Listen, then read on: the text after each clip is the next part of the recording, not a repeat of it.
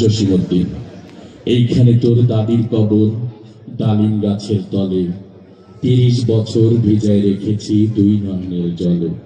এতটুকু দ্বারে ঘরে এনেছিল সোনার মতন মুখ, পুতুলের বিয়ে ভেঙে গেল বলে কেঁদে ভাসাইতে বুক। এখানে ওখানে ঘুরিয়া ফিরিতে ভেবে হইতাম সারা, সারা বাড়ি ভরি এত সোনা মোর ছড়াইয়া দিল কারা। যাই হোক, অনেক সুন্দর করে আবৃত্তি করছে।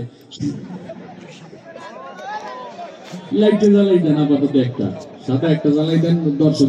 জসীমউদ্দিন, এইখানে তোর দাদির কবর, ওই ডালিম গাছের তলে ৩০ বছর ভিজাই রেখেছি দুই নয়নের জলে।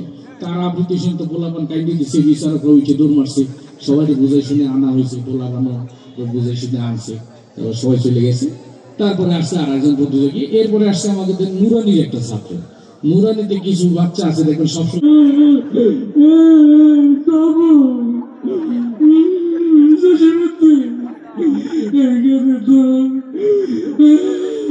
দাদির কবর, দাদি কত বেশি ইমোশনাল।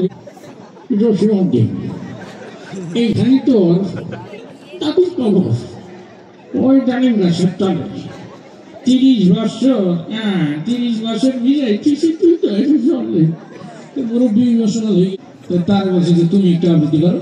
তো তার আবৃত্তির ঢং ছিল এরকম,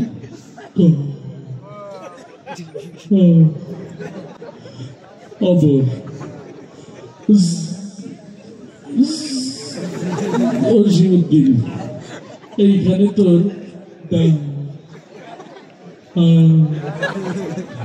আমি কবর, ওই ডালিম গাছের মানে সে আর সামনে যাইতে পারতেছে না, তলে যায় একটি গেছে। তারা বলে যে থাক, তোর আবৃত্তি করার নাই, তুই দরকার বাড়ি যা। এরপরে আসছে আরেকজন ছেলে, আমাদের স্কুল ভার্সিটির কিছু বলা যারা ঠিক মতো নামাজ পড়ে না, এরা দেখুন শীতকাল আসে ঠিক মতো গোসল। জসীমউদ্দিন, এইখানে তোর দাদির কবর, ওই ডালিম গাছের তলে ৩০ বছর ভিজাইতেছি দুই নয়নের জলে। তার এগুলো যে তুই যা, তোর কাপড় চুপড় ছিঁড়ে যাবে একটু পরে, তুই মঞ্চে থাকিস না। তো সেও চলে গেল। এরপরে আসলে আরেকজন প্রতিযোগী, এরপরে যে আসছে সে আবার আমাদের এই ওয়াজ মাহফিল সাংস্কৃতিক অনুষ্ঠান এগুলোর আশপাশে অনেক দোকানপাট ওঠে না, ফুচকা চটপটি, তো অতিরিক্ত ফুচকা খাইছে, জাল দিয়ে ডায়রিয়া হয়ে গেছে। তো তার আবৃত্তির ঢং ছিল এরকম, কবর। জসীমউদ্দিন, এইখানে তোর দাদির কবর, ওই ডালিম তোরে তাড়াতাড়ি নিয়ে গেছে, তুই তো স্টেজ নষ্ট করে ফেলাবি, তোর আবৃত্তি করার দরকার নেই।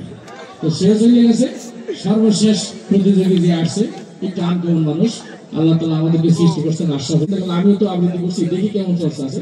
তার আবৃত্তির ঢং ছিল এরকম, এই কবর কবর, এই ছেলেগুলো আমার কবিতা দেয়, কবিতা দেখতে বলেছি, অন্য কিছু না। এইখানে তোর দাদির কবর কোথায়? এইখানে তোর দাদির কবর, ডালিম গাছের তলে ৩০ বছর ভিজায় রেখেছি দুই নয়নের জলে।